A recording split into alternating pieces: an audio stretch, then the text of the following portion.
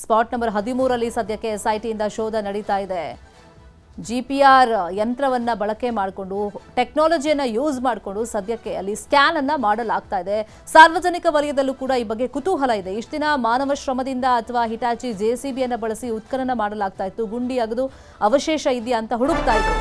Spot number 13ರಲ್ಲಿ SIT ಶೋಧ ಕಾರ್ಯವನ್ನ ಮಾಡ್ತಾ ಇದೆ.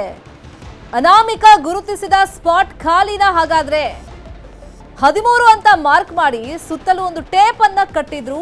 ಆ ಜಾಗದಲ್ಲಿ ಏನೂ ಸಿಗಲಿಲ್ವಾ ಸಾಕ್ಷಿಗಳು? ಹಾಗಾದ್ರೆ ಪಕ್ಕದ ಜಾಗದಲ್ಲಿ ಶೋಧ ಕಾರ್ಯ ನಡೀತಾ ಇದೆ. ಇಂಚಿಂಚು ಶೋಧವನ್ನ ಮಾಡ್ತಾ ಇದೆ GPR. ಅನಾಮಿಕನ ಸಮ್ಮುಖದಲ್ಲೇ ಆಪರೇಷನ್ ಅನ್ನ ಮಾಡಲಾಗ್ತಾ ಇದೆ. ಸ್ಪಾಟ್ ನಂಬರ್ 13ರ ಪಕ್ಕದ 80 ಮೀಟರ್ ವ್ಯಾಪ್ತಿಯಲ್ಲೂ ಕೂಡ ಶೋಧ ಕಾರ್ಯವನ್ನ GPR ಮುಖೇನ ಮಾಡಲಾಗ್ತಾ ಇದೆ.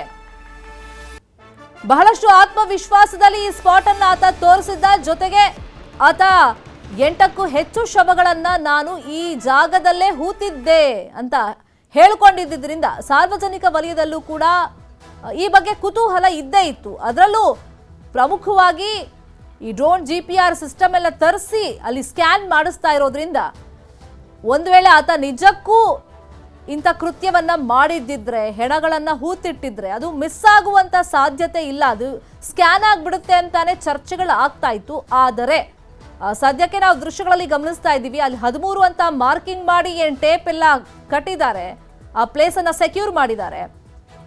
ಅದನ್ನ ಬಿಟ್ಟು ಹೊರಭಾಗದಲ್ಲೂ ಸ್ಕ್ಯಾನ್ ಮಾಡ್ತಾ ಇರೋದ್ರಿಂದ ಆತ ತೋರಿಸಿದಂತ ಪರ್ಟಿಕ್ಯುಲರ್ ಈ 13ನೇ ಸ್ಪಾಟ್ನಲ್ಲಿ ಏನೂ ಅವಶೇಷಗಳು ಸ್ಕ್ಯಾನ್ ಆಗಲಿಲ್ವಾ ಹಾಗಾದ್ರೆ ಅಂತ ಹೇಳಿ ಸದ್ಯಕ್ಕೆ ಅನುಮಾನಗಳು ವ್ಯಕ್ತವಾಗ್ತಾ ಇದೆ.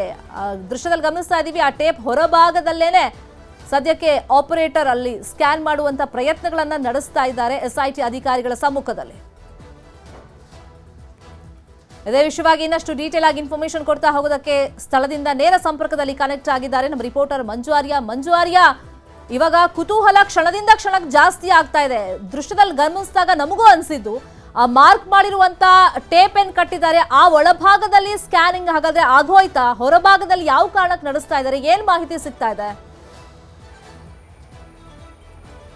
ಎಸ್, ಖಂಡಿತವಾಗ್ಲೂ ಶರ್ಮಿತಾ, ಪ್ರತಿಯೊಬ್ಬರಿಗೂ ಕೂಡ ಅಷ್ಟೇ ಸ್ಪಾಟ್ ನಂಬರ್ 13ರ ಮೇಲೆ ಭಾರಿ ಕುತೂಹಲ ಇತ್ತು. ಯಾಕಂದ್ರೆ ದೂರುದಾರ ಹೇಳಿರುವಂತಹ ಮಾಹಿತಿಯ ಪ್ರಕಾರ ಸುಮಾರು 8ಕ್ಕೂ ಅಧಿಕ ಶವಗಳನ್ನು ನಾನು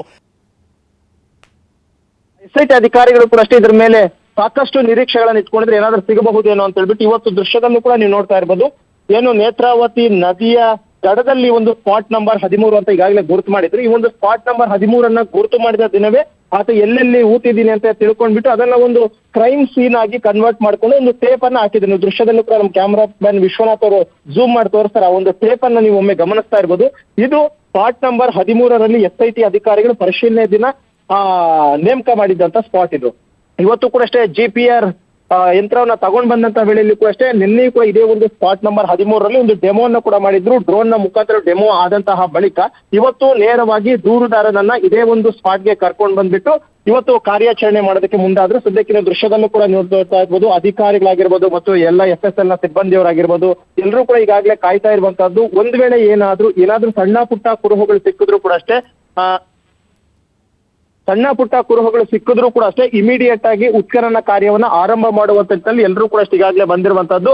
ಸದ್ಯಕ್ಕೆ ಈ ಒಂದು ಕ್ರೈಮ್ ಸ್ಪಾಟ್ 13 ಏನಿದೆ 13ರಲ್ಲಿ ಸುಮಾರು 20 ನಿಮಿಷಗಳ ಕಾಲ ಡ್ರೋನ್ ಅನ್ನ ಹಾರಾಟವನ್ನ ಮಾಡ್ತಾರೆ. ಆದ್ರೆ ಯಾವುದೇ ರೀತಿಯಾದಂತಹ ಕುರುಹುಗಳು ಸಿಕ್ಕದ ಹಾಗಿಲ್ಲ ಅಂತ ಅನ್ಕೊಂತ ಇದೀವಿ. ಯಾಕಂದ್ರೆ ಇನ್ನೇನಾದ್ರೂ ಸಿಕ್ಕಿದ್ರೆ ಬಹುತೇಕ ಇಮಿಡಿಯೇಟ್ ಆಗಿ ಅದನ್ನ ಎಕ್ಸ್ಪರ್ಟ್ಸ್ ಅಂತ ಏನಿದ್ದಾರೆ ಅವರು ಕೂಡ ಅಷ್ಟೇ ಅದನ್ನ ಬಹುತೇಕ ಮೂಳೆ ಆದಂತಹ ವೇಳೆಯಲ್ಲಿ ಅದನ್ನ ತಕ್ಷಣವೇ ಅಗೆಯೋದಕ್ಕೆ ಕೂಡ ಅಷ್ಟು ಹಿರಿಯ ಅಧಿಕಾರಿಗಳು ಸೂಚನೆಯನ್ನ ಕೊಡ್ತಾ ಇದ್ರು. ಆದ್ರೆ ಇಲ್ಲಿ ಇರುವಂತಹ ಒಂದು ಮಾಹಿತಿಯ ಪ್ರಕಾರವಾಗಿ ಕೇವಲ 5 ರಿಂದ 6 ಅಡಿಯಷ್ಟು ಒಳಭಾಗದಲ್ಲಿ ನೀರಿನ ಅಂಶ ಕಾಣ್ತಾ ಇದೆ ಅನ್ನುವಂಥದ್ರ ಬಗ್ಗೆ ಈಗಾಗಲೇ ಇರುವಂತಹ ಮಾಹಿತಿ. ಯಾಕಂದ್ರೆ ಒಂದು ಬಾರಿ ಏನಾದ್ರೂ ಆ ಒಂದು GPR ಯಂತ್ರಕ್ಕೆ ನೀರೇನಾದ್ರೂ ಕಾಣಿಸ್ಕೊಳ್ತು ಅಂತಂದ್ರೆ ಮುಂದಕ್ಕೆ ಅದು ಯಾವುದೂ ಕೂಡ ರೆಕಗ್ನೈಸ್ ಮಾಡೋದಿಲ್ಲ. ಬದಲಾಗಿ ನೀರಿನ ಅಂಶ ಪತ್ತೆ ಆದಂತಹ ವೇಳೆಯಲ್ಲಿ ಕಾರ್ಯಾಚರಣೆ ಯಾವುದೂ ಕೂಡ ಮುಂದಕ್ಕೆ ಆಗೋದಿಲ್ಲ. ಸದ್ಯಕ್ಕೆ 13ನೇ ಸ್ಪಾಟ್ ಏನಾಯ್ತು, 13ನೇ ಸ್ಪಾಟ್ ನಲ್ಲಿ ಯಾವುದೇ ರೀತಿಯಂತಹ ಕುರುಹುಗಳನ್ನುವಂಥದ್ದು ಸಿಗದ ಕಾರಣಕ್ಕೋಸ್ಕರನೇ ಮುಂದೆ ನೀವು ನೋಡ್ತಾ ಇರ್ಬೋದು ದೃಶ್ಯದಲ್ಲಿ ಏನೋ ಸಿಬ್ಬಂದಿಯವರು ಮತ್ತು ಎಲ್ಲರೂ ಕೂತಿದ್ರೆ ಅದರ ಮುಂಭಾಗದಲ್ಲಿ ಕೂಡ ಒಂದಷ್ಟು ಕ್ಲೀನಿಂಗ್ ನ ಪ್ರೋಸೆಸ್ ಆಗಿದೆ. ಆ ಒಂದು ಕ್ಲೀನಿಂಗ್ ಆಗಿರುವಂತಹ ಒಂದು ಜಾಗದಲ್ಲಿಯೂ ಕೂಡ ಅಷ್ಟು ಈಗಾಗಲೇ GPR ಡ್ರೋನ್ ಅನ್ನ ಬಿಡ್ತಾರೆ. ಅಂದ್ರೆ ಸುಮಾರು 70 ರಿಂದ 80 ಮೀಟರ್ನಷ್ಟು ಇವತ್ತಿನ ಕಾರ್ಯಾಚರಣೆಯನ್ನ ಮಾಡಿರುವಂತದ್ದು. ಆದ್ರೂ ಕೂಡ ಅಷ್ಟೇ ಸದ್ಯಕ್ಕೆ ಯಾವುದೇ ರೀತಿಯಾದಂತಹ ಕುರುಹುಗಳು ಸಿಕ್ಕಿದ ಹಾಗೆ ಕಾಣ್ತಾ ಇಲ್ಲ. ಯಾಕಂದ್ರೆ ಒಂದ್ ವೇಳೆ ಸಿಕ್ಕಿದೆ ಆದಂತ ಪಕ್ಷದಲ್ಲಿ ಇಷ್ಟೊಂದು ಸೈಲೆಂಟ್ ಆಗಿ ಯಾರು ಕೂಡ ಅಷ್ಟೇ ಕೂರ್ತಾ ಇಲ್ಲ. ಅದನ್ನ ಹಗಿಯುವಂತ ಪ್ರೊಸೆಸ್ ಮಾಡ್ಬೇಕಾಗಿರುತ್ತೆ, ಅದನ್ನ FSL ಟೀಮ್ ಹೋಗ್ಬಿಟ್ಟು ಪರಿಶೀಲನೆ ಮಾಡ್ಬೇಕಾಗುತ್ತೆ. ಖುದ್ದು ಇಲ್ಲಿ SP ಅವರು ಕೂಡ ಅಷ್ಟೇ ಜಿತೇಂದ್ರ ಕುಮಾರ್ ದಯಮ್ ಅವರು ಕೂತಿದ್ರ. ಒಂದ್ ವೇಳೆ ಏನಾದ್ರು ಕುರುಹುಗಳು ಸಿಕ್ಕಿದ್ರೆ ಅವ್ರು ಇಮಿಡಿಯೇಟ್ ಆಗಿ ಆಪರೇಟರ್ ಹತ್ರ ಹೋಗ್ಬಿಟ್ಟು ಅವ್ರದ್ದು ಏನು ಕುರುಹು, ಅದು ನಿಜವಾಗ್ಲೂ ಅದು ಮೂಳೆನಾ ಅಥವಾ ಬೇರೆ ಏನಾದ್ರು ಕಲ್ಲಿದೆಯಾ ಅನ್ನೋದ್ರ ಬಗ್ಗೆ ಅವರು ಕೂಡ ಅಷ್ಟೇ ಪರಿಶೀಲನೆ ಮಾಡ್ತಿದ್ರು. ಆದ್ರೆ ಆಫೀಸರ್ಸ್ ಎಲ್ಲರೂ ಕೂಡ ಅಷ್ಟೇ ಆರಾಮಾಗಿ ಕೂತಿರುವಂತದ್ದು ನೋಡಿದ್ರೆ ಬಹುತೇಕ 70 ರಿಂದ 80 ಮೀಟರ್ನಷ್ಟು ಈ ಒಂದು GPR ಡ್ರೋನ್ ಅನ್ನ ಹಾರಿಸಿದ್ರು. ಯಾವುದೇ ರೀತಿಯಂತ ಕುರುಹುಗಳನ್ನು ಸಿಕ್ಕಿದ ಹಾಗೆ ಕಾಣ್ತಾ ಇಲ್ಲ. ಮತ್ತೊಂದು ಕೂಡ ನೀವು ದೃಶ್ಯದಲ್ಲೂ ಕೂಡ ಅಷ್ಟೇ ಗಮನಿಸ್ತಾ ಇರ್ಬೋದು, ಅನಾಮಿಕ ವ್ಯಕ್ತಿ ಸದ್ಯಕ್ಕೆ SP ಜಿತೇಂದ್ರ ಕುಮಾರ್ ದಯಮ್ ಅವ್ರ ಹತ್ರ ಅವರು ಕೂಡ ಅಷ್ಟೇ ಮಾತನಾಡ್ತಾ ಇದ್ದಾರೆ. ಯಾಕಂದ್ರೆ ಆತ ಹೇಳ್ತಿರುವಂತದ್ದು ಈ ಸ್ಪಾಟ್ ನಂಬರ್ 13 ಇದೆ, ಅದ ಕಡೆನೆ ಬೆರಳು ಮಾಡಿ ತೋರಿಸ್ತಾ ಇರುವಂತದ್ದು. ಯಾಕಂದ್ರೆ ನಾನು ಇದೇ ಒಂದು ಸ್ಪಾಟ್ ನಲ್ಲಿ ಶವಗಳನ್ನ ಊಟ ಹಾಕಿದ್ದೆ ಅನ್ನುವಂಥದ್ರ ಬಗ್ಗೆ ಸದ್ಯಕ್ಕೆ SP ಅವರು ಕೂಡ ಅಷ್ಟೇ ನಿಖರವಾದಂತಹ ಮಾಹಿತಿಯನ್ನ ಹೇಳು. ಯಾಕಂದ್ರೆ ಈಗಾಗಲೇ ನೀವು ತೋರಿಸಿದಂತಹ ಸ್ಪಾಟ್ ನಲ್ಲಿ ನಾವು GPR ಡ್ರೋನ್ ಅನ್ನು ಕೂಡ ಅಷ್ಟೇ ಈಗಾಗಲೇ ಬಿಟ್ಟಿದ್ದೀವಿ, ಪರಿಶೀಲನೆಯನ್ನ ಮಾಡಿದ್ದೀವಿ. ಆದ್ರೂ ಕೂಡ ಅಷ್ಟೇ ಯಾವುದೇ ರೀತಿಯಿಂದ ಮಾಹಿತಿ ಸಿಗ್ತಾ ಕಾಣ್ತಾ ಇಲ್ಲ.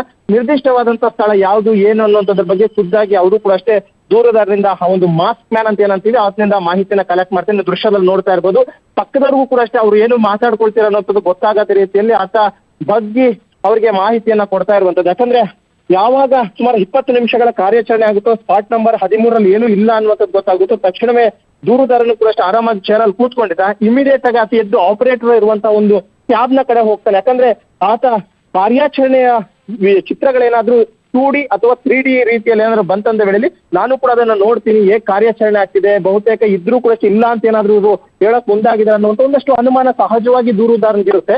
ಆ ಒಂದು ಕಾರಣಕ್ಕೋಸ್ಕರ ಖುದ್ದಾಗಿ ಆತ ಎದ್ದು ಆಪರೇಟರ್ ಹತ್ರ ಕೂಡ ಸುಮಾರು 20 ನಿಮಿಷಗಳ ಕಾಲ ಆಪರೇಟರ್ ಜೊತೆಯಲ್ಲೇ ಇರ್ತಾನೆ.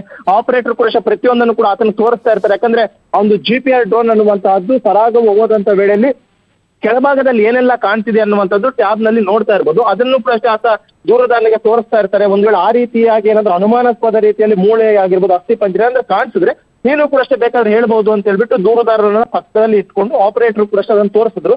ಆಲ್ಮೋಸ್ಟ್ ಒಂದು 35 ರಿಂದ 40 ನಿಮಿಷಗಳ ಕಾರ್ಯಾಚರಣೆ ಆಯ್ತು ಇಲ್ಲಿವರೆಗೂ. ಸದ್ಯಕ್ಕೆ ಏನೂ ಕೂಡ ಅಷ್ಟೇ ಇದುವರೆಗೂ ಪತ್ತೆ ಆಗಿದೆ ಅನ್ನೋದ್ರ ಬಗ್ಗೆ ಮಾಹಿತಿ ಇಲ್ಲ. ಸದ್ಯಕ್ಕೆ ಆ ಒಂದು ಕಾರ್ನರ್ ನಲ್ಲಿ ಸುಮಾರು 80 ಮೀಟರ್ ದೂರದಲ್ಲಿ ಕೂಡ ಈಗಾಗಲೇ ಇನ್ನೂ ಕೂಡ ಅಷ್ಟೇ ಡ್ರೋನ್ ಅನ್ನ ಹಾರಿಸುವಂತ ಒಂದು ಕೆಲಸವನ್ನ ಮಾಡ್ತಾನೆ ಇದ್ದಾರೆ. ಯಾಕಂದ್ರೆ ಯಾವುದನ್ನು ಕೂಡ ಅಷ್ಟೇ ಅಲ್ಲೆಗೆಳೆಯುವಾಗಿಲ್ಲ. ದೂರದಾರ ಹೇಳಿರುವಂತಹ ಪ್ಲೇಸ್ ನಲ್ಲಿ ಸರ್ಚಿಂಗ್ ಆಯ್ತು, ಏನೂ ಕೂಡ ಅಷ್ಟೇ ಕುರುಹುಗಳು ಸಿಕ್ಕ ಕಾಣ್ತಾ ಇಲ್ಲ.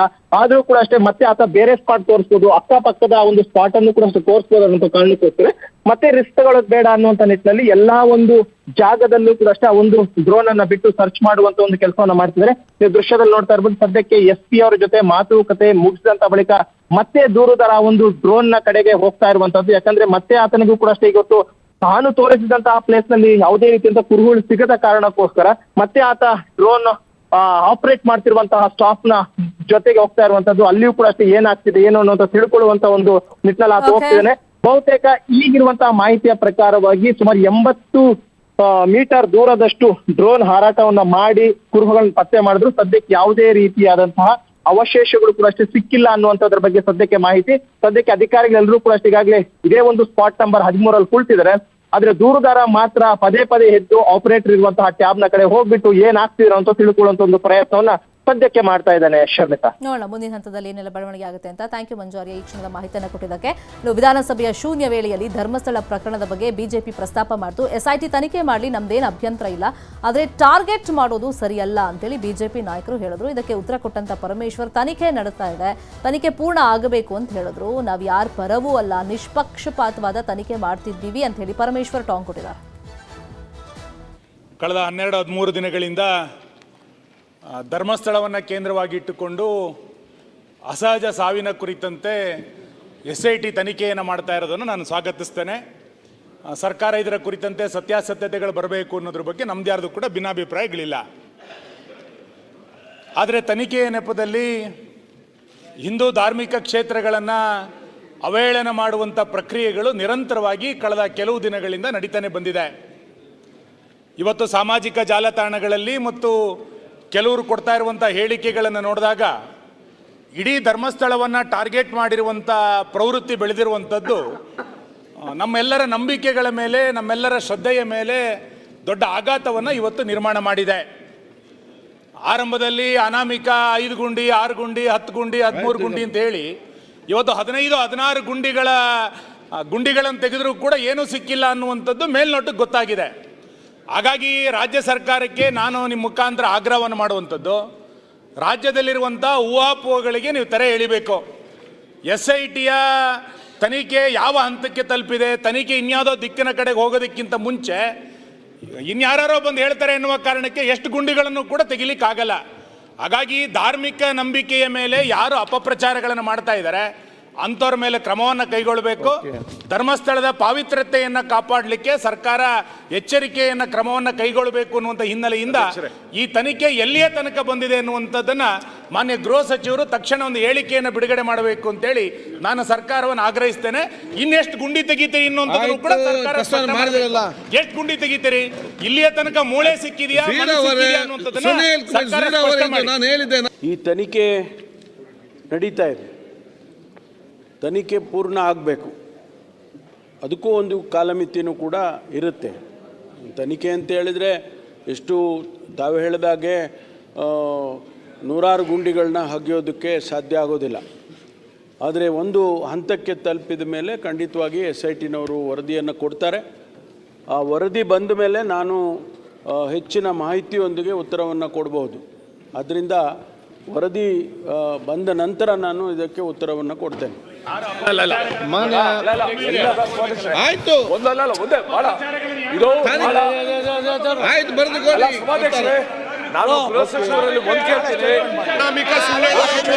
ಗೊತ್ತಾಗಿದೆ ಎಷ್ಟು ಗುಂಡಿ ಅಂತ ತಗ್ಸೋದು.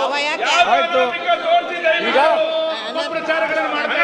ಅನಾಮಿಕ ಎಲ್ಲೆಲ್ಲಿ ತೋರಿಸಿ ಎಲ್ಲ ಕಡೆ ಎಕ್ಕಾಗುತ್ತೆ ಹಂಗಾದ್ರೆ ಅವನು ಅನಾಮಿಕ ಬುಲ್ಡೋಲಿಂದ ಸಿಕ್ಕಿದೆ. ಬುಲ್ಡೋ ಎಲ್ಲಿಂದ ತಂದ ಅವನು? ಈಗ ಅಲ್ಲ ಬುಲ್ಡೋ ಎಲ್ಲಿಂದ ತಂದ ಅನಾಮಿಕ?